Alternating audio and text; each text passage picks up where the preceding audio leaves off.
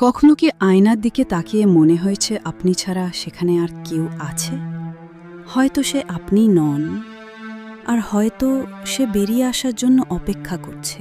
ওশিরা কলকাতা শহরতলির এক পুরনো দোতলা বাড়িতে ওঠে। নতুন নয়, অনেক পুরনো বাড়ি, দাদুর আমলের। বাড়ির এক কোণে রাখা আছে একটা বিরাট লোহার ফ্রেমের আয়না, যেটা ছোটবেলায় ঐশী দেখেছে, কিন্তু ঠিক মনে নেই।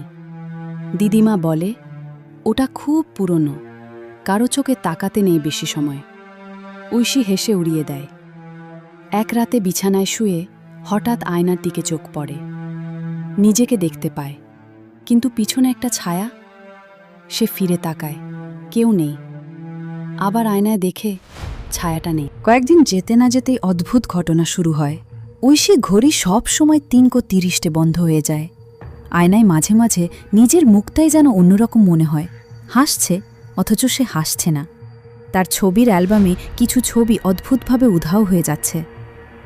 এক রাতে সে দেখে আয়নায় দাঁড়িয়ে একটা মেয়ে, দেখতে অনেকটা তার মতো, কিন্তু চোখ দুটো অদ্ভুত রকম কালো। মেয়েটি বলে, তুমি আয়নার বাইরে আর আমি ভেতরে, এটা ঠিক নয়। ঐশী তার দিদিমাকে সব কিছু বলে। দিদিমা তখন গম্ভীর হয়ে বলেন, এই আয়নাটা তোমার দিদার ছোটবেলার। তখন থেকে এটা একটা দরজা, একবার খুলে গেলে বন্ধ করা যায় না। ঐশী ভয় পায়। দিদিমা চাদর দিয়ে আয়নাটাকে ঢেকে দেয়, কিন্তু রাতে চাদর নিজে থেকে খুলে যায়। আয়নার পাশে লেখা হয় লাল হরফে, আমাকে মুক্তি দাও, নইলে তুমি আমার জায়গা নেবে। ঐশী এক পুরনো কাঠের বাক্সে খুঁজে পায় একটি ডায়েরি, তার দিদিমার ছোটবেলার।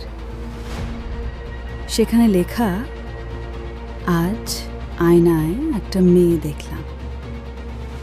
ও আমার নাম জানে, বলল একদিন আমি তার জায়গা নেব। আমি আয়নাটিকে বন্ধ করে রাখলাম, কিন্তু সেটা ওর জন্য নয়, আমার জন্য। ঐশী বুঝতে পারে এই আয়নার মেয়ে দিদিমার ছোটবেলার কোনো ভৌতিক অস্তিত্ব, যাকে আয়নার বন্দি রাখা হয়েছিল। এক রাতে বাড়িতে হঠাৎ কারেন্ট চলে যায়। ঐশী মোমবাতি নিয়ে দাঁড়িয়ে আয়নার সামনে। আয়নায় দেখে মোমবাতি তার হাতেই নেই, বরং তার প্রতিচ্ছবি অন্য এক দিক থেকে তাকিয়ে আছে। হঠাৎ সেই প্রতিচ্ছবি বলে উঠল, এখন সময় হয়েছে। ভয়ানক ঠান্ডা বাতাস ঘরে ছড়িয়ে পড়ে। আয়নার কাঁচ ফেটে যায়। ঐশী চিৎকার করে ওঠে, কিন্তু চিৎকার কেউ শুনে না। ঐশী উঠে দেখে ঘরটা ঠিক আগের মতো, কিন্তু আয়নায় তাকিয়ে দেখে কেউ নেই। সে আস্তে আস্তে বুঝতে পারে সে এখন আয়নার ভেতরে, আর আয়নার বাইরে সেই মেয়ে, যার চেহারা তার মতোই, এখন বাস্তব জগতে চলছে, তার পরিচয় নিয়ে। ঐশী আয়নার ভেতর থেকে তাকিয়ে দেখে সেই মেয়েটি হাসছে, তার মায়ের সাথে কথা বলছে, স্কুল যাচ্ছে, আর কেউ টেরও পাচ্ছে না। দিদিমা আয়নার সামনে এসে দাঁড়ায়।